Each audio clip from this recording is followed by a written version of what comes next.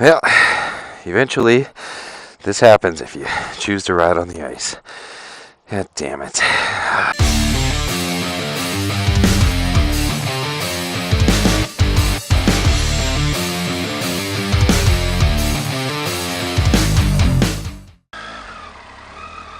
Well, this time went a little bit more successful. Well, welcome back, ladies and gentlemen. This is Autotech, and when I say welcome back, I mean I've been pretty fluent with the videos, keeping them out, most of the winter there. I kind of ran out a couple weeks ago, but we knew that was going to happen. I mean, I called it back in the beginning of October, but, we're back, sort of ish, to making videos that aren't sitting in the garage or super duper old stuff.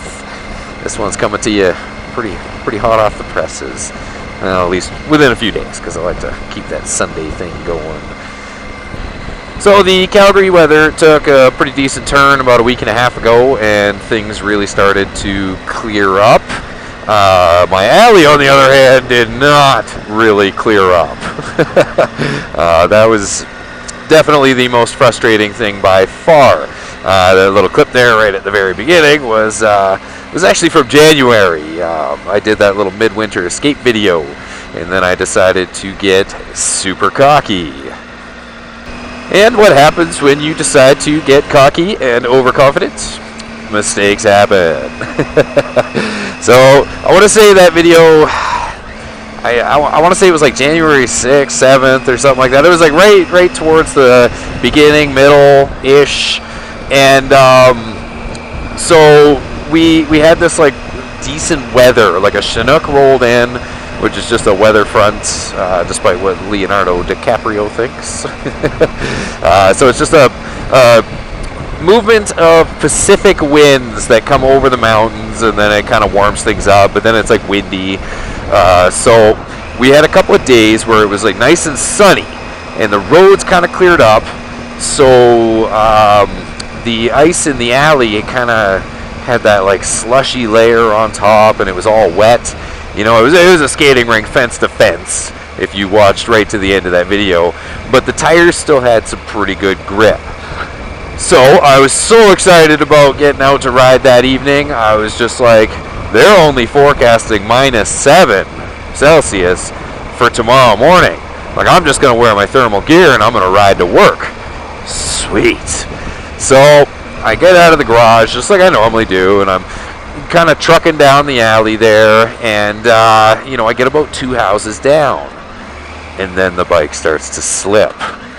It kind of kicks out a little bit, so I put my feet down. I'm like, oh my god. So I decide I'm gonna just put both feet down. We're gonna be okay. We got this.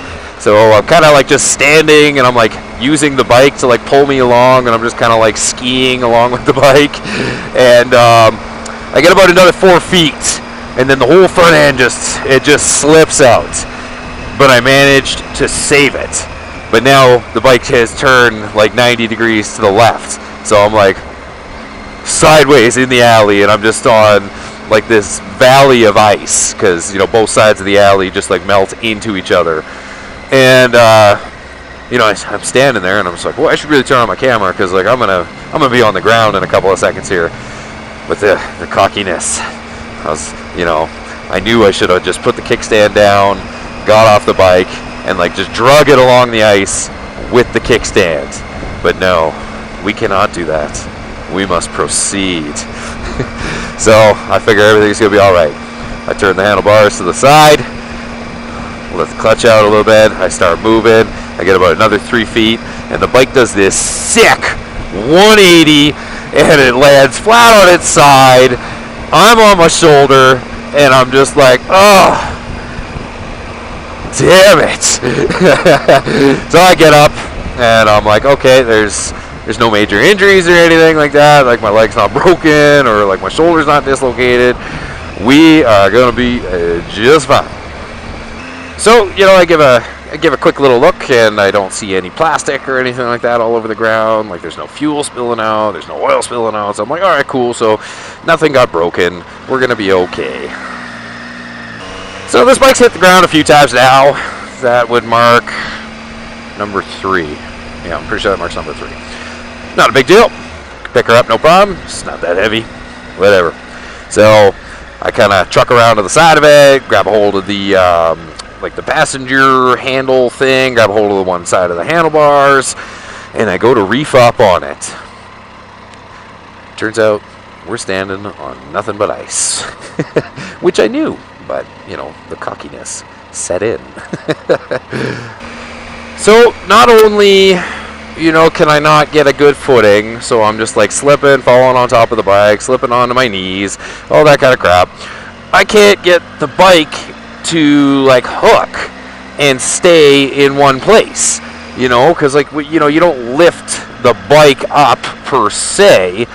You like what you do is you like just kind of get the tires to touch the ground, and then you you know, just kind of pivot it up onto its wheels. So I'm trying to push it, and I'm trying to lift it a little bit, get those tires to hook, and I'm just walking with this thing the whole way around the alley. Like I'm just like pushing this thing clear across the side of the alley, and I'm like, oh man, like, you know, I'm exerting a lot of energy.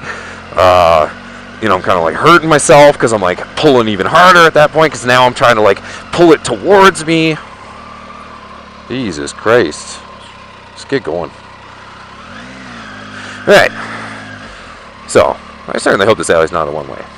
So, I go to start trying to pull it towards me, because now I'm trying to like lift it straight up. Well, when you're trying to lift a bike straight up, you know, she gets pretty heavy. So, I end up taking this thing basically all the way to the other fence, and now I can't stand it up because it's into the fence and it's onto a embankment, and I'm just like, oh my god. So I let go of the bike, and it just like slides down the hill back into the middle of the alley, and I'm just like, I'm in trouble here. I don't know what to do. Like, this is going very bad. So I had to get to my phone in the top case, which, I mean, everything just comes spilling out of it, and then I phoned this coworker, and I'm just like, hey man, whereabouts are you? And he's like, oh, just, you know, I'm like 10 minutes from my house or whatever. And I was like, you crossed the bridges yet? And he's like, nope. I was like, I dropped my bike in the alley. I can't get it up. So about 5-10 minutes later, my buddy shows up, gets out of the truck, and he's just like, Jesus, what the hell? Like, he gets out of his truck and slips. And he's like, what were you thinking? I was like, well, the ice was so much less slippery last night. So we both struggle to pick this thing up. Like, that's just how slippery everything was. Like, the bike's not that heavy. Like, I could see it if it was like a fully dressed Ultra Limited or something like that. Like, that's a heavy bike. But, you know, this thing, like, I didn't have the luggage on it, none of that. So, oh my goodness. So that just gives you a picture of how stupid I was and how I should not have done that. And then, so we basically, like, the bike was pretty well already turned around. So I put the kickstand down, and we're just kind of like dragging it along with the kickstand, and we're both like slipping and falling, and, you know, then we got to get into that little bit of an incline into my garage, and it's just like, so I get it in there and give it a quick once over. There's not even so much as a scratch on the tank guard bars, so I was like, well, those are worth their money. And, you know, like, sweet, perfect. But, so, you know, that's a valuable lesson learned. When it comes to, like, the middle of winter, ice is colder in the mornings, I guess, so it's harder. And I'm going to be totally honest, that little incident actually put a little bit of a fear into me, like, when it came to the ice. I don't know why, but it was just like after that, I was like looking at the alley, like, you know, when the roads were starting to clear up, and I was just like, man, that's icy. Like, that's, yep, nope, it's not worth the risk, because next time it's either going to break something on the bike, or it's going to break something on me, and, you know, I certainly wouldn't be happy if I broke an arm, you know, right at the end of February because I was being stupid, and now I'm out for 6 weeks, you know, let alone work pay and crap like that. That'd just be a nightmare. Holy crap. So what I did instead was I spent like $40 on sand and ice melter. I was grabbing smokes at 7-Eleven, and they had sandbags on for $2, so I bought like 6 of them. And I just covered up the alley. Like, I was hoping to get it to melt quicker. And then when it didn't melt quite quick enough, I decided to go to Walmart and get myself some ice melter. You know, and that stuff's like $10 a bag. So now that we've all had a good laugh at my expense, here comes the bad news. Don't get too excited by these Instagram posts and this video, because fourth winter is cometh, or it is coming, something like that. Peter North. The reason I say fourth winter is because we had that record-breaking snowfall in September, so there's number one. Then we had November, December winter. Then we had pre-spring teaser where I got out, and that's where most of this story came from. Then we had third winter, which was the bitter one, where we were stuck. We had the fourth coldest February like ever, or something like that. Usually the daily high is something like -7 or whatever I heard, but our daily high for that entire month was like -20. So I mean, it was pretty sassy. And now we've got spring 0.9 at the moment, and now for the next 2 weeks, winter shall return. And for the next 2 weeks, I think there's snow forecasted almost every single day, and the highest temperature over the next 2 weeks, I think, is 5 or 4 degrees Celsius, but all the evening lows are about like -10. So, you know, in comes the hard ice. Colder ice is harder or more slippery. Huh, yeah, something like that. When you see stuff like that, it's really hard not to like feel depressed, because it's just like you're stuck inside all the time, because I don't have any interest in like winter hiking or snowshoeing or whatever the hell other people do during the winter time. So it's like, then I'm just like stuck, like sitting in the garage, drinking, smoking cigarettes, drinking coffee, going to work, and it's like, ugh. So hopefully that forecast isn't true. You know, it doesn't actually happen. I guess we'll see. This video is going to be grossly long, and I definitely realize that. So I am sorry for the rant, the story time there.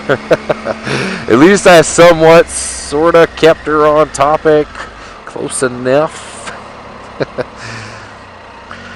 So how about for you guys? Did you guys have any sort of stupid stories over the winter, or did you kind of keep her a little bit cooler than I did? No embarrassing oopses. If you're new to this, make sure you go on and hit that subscribe button. And thank you for taking the time and watching.